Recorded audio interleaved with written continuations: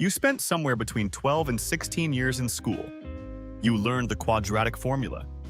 You learned the causes of the First World War. You learned to identify a subordinate clause. And somewhere along the way, you were handed a diploma and sent out into a world that expected you to manage debt, understand taxes, build credit, open investment accounts, navigate health insurance, plan for retirement, and make dozens of decisions that would compound financially for the rest of your life, with essentially no preparation for any of it. This is not an accident, and it is not a conspiracy. It is simply a gap, a well-documented, widely acknowledged gap that 87% of Americans say left them unprepared to handle money in the real world. 87%. That number comes from a 2025 Ramsey Solutions report, not a fringe study. A mainstream finding that confirms what most people already feel. Poor financial literacy cost Americans more than $246 billion in 2025 alone. That is the measurable price of what was not taught. This video covers 7 things. Not as a complaint about the education system, but because knowing them now, even later than you should have, still changes everything. In the next 10 minutes, we are going to cover the 7 financial concepts that have the most impact on ordinary people's lives, the ones with the most direct connection to whether you build wealth or struggle with money for decades. And we are going to cover all of them simply enough that you can actually use them. This is wealth clarity. Let's get into it. The first thing schools should have taught you is compound interest. Not the definition, but the feeling of it. Most people have heard the phrase. Few people have actually sat with what it means in real numbers over real time. Here is the number that changes how most people think about money. If you invest $200 a month starting at age 25, at an average 8% annual return, you will have approximately $700,000 by age 65. The same $200 a month starting at age 35 produces approximately $300,000 by the same age. Same amount, same investment. $400,000 less from 1 decade of delay. That gap is not from working harder or being smarter. It is purely from time. And the reason most people don't start early is not laziness. It is that nobody showed them this number when it would have made the most difference. Compound interest is not a concept. It is a clock. And it started the moment you were born. The second thing schools should have taught you is the difference between an asset and a liability, and why this distinction determines your financial trajectory more than your income ever will. An asset puts money into your pocket. A liability takes money out. A stock portfolio is an asset. A rental property that generates income above its costs is an asset. A business that runs without requiring your constant presence is an asset. A car is a liability. It loses value the moment you drive it off the lot and costs you in insurance, maintenance, and depreciation every single year. A house you live in sits somewhere in between. It may appreciate over time, but it costs you in mortgage interest, property taxes, maintenance, and insurance every month, generating no income unless you rent a portion of it. The reason this distinction matters is not to make you feel bad about things you own. It is to change how you think about every financial decision going forward. Before every significant purchase, asking yourself, is this putting money into my pocket or taking money out, is one of the most clarifying questions in personal finance. Most people spend their lives accumulating liabilities and calling it wealth. The people who build real wealth spend their lives accumulating assets. The third thing is credit scores, specifically how they work and why a low one costs you far more than most people realize. Your credit score is a number between 300 and 850 that tells lenders how likely you are to repay a debt. It is calculated from 5 factors. Payment history, which makes up 35% of the score. Credit utilization, which is 30%. Length of credit history at 15%. Credit mix at 10%. And new credit inquiries at 10%. Here is why this matters in real dollars. The difference between an excellent credit score, above 760, and a fair credit score, around 620, on a 30-year mortgage for a $300,000 home is approximately 2 full percentage points of interest. Over 30 years, that difference costs roughly $130,000 in additional interest payments. Same house, same buyer, different credit score. $130,000 apart. Your credit score is not a judgment of your character. It is a number that you can actively manage. Paying every bill on time, keeping credit card balances below 30% of your limit, and not opening multiple new accounts simultaneously, those 3 habits alone build a strong credit score over time. Nobody taught most people this. They found out about credit scores when they needed them, which is always too late. The 4th thing is how taxes actually work, because most people have a fundamentally incorrect mental model of this. The most common misconception is about tax brackets. Many people believe that if they earn more and move into a higher tax bracket, all of their income gets taxed at the higher rate. This is incorrect.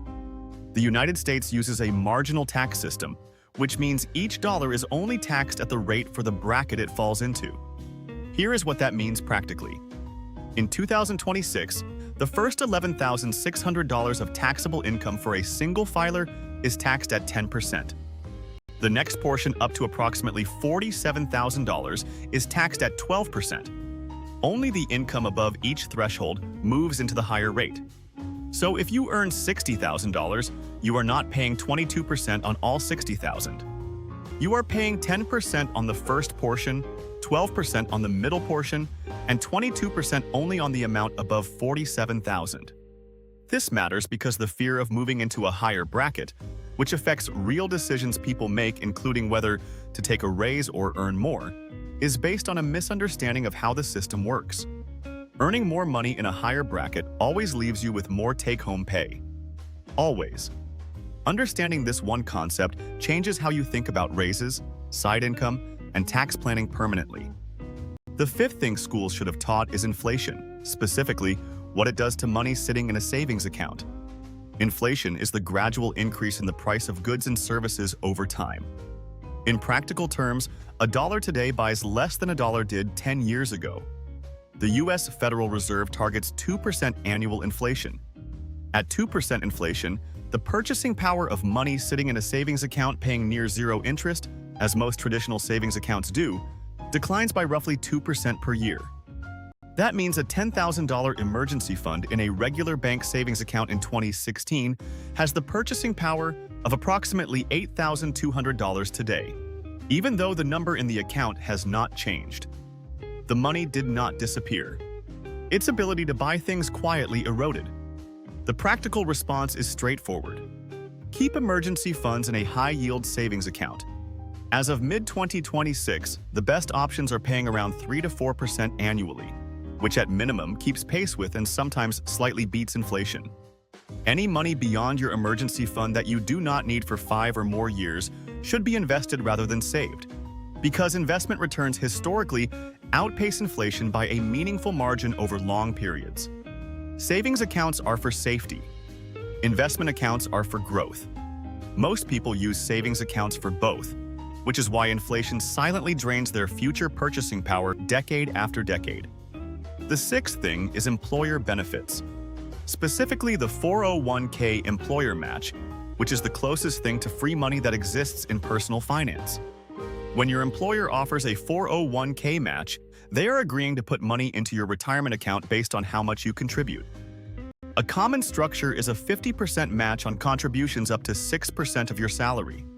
On a $60,000 salary, contributing 6%, $3,600, triggers an additional $1,800 from your employer.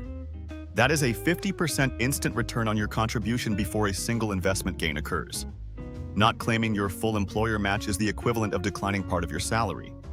Yet a significant number of employees either do not participate in their workplace retirement plan at all or contribute less than the amount required to receive the full match, leaving thousands of dollars per year permanently on the table. Beyond the match, most employers also offer health insurance, flexible spending accounts, life insurance, disability coverage, and sometimes stock purchase plans, all at reduced costs compared to purchasing them independently.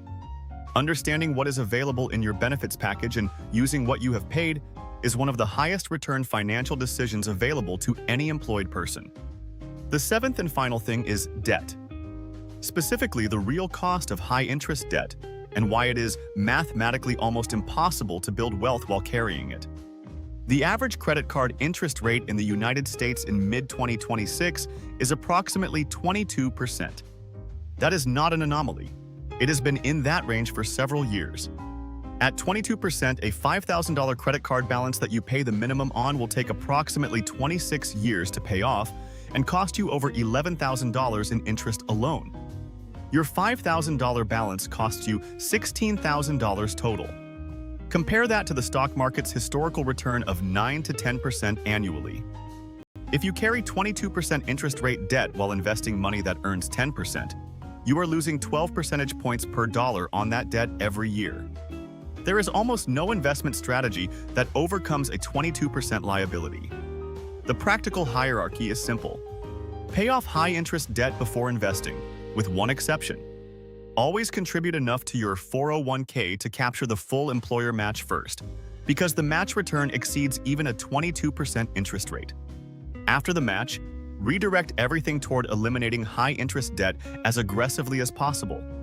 Once it is gone, that same money redirected to investing compounds at the market rate permanently.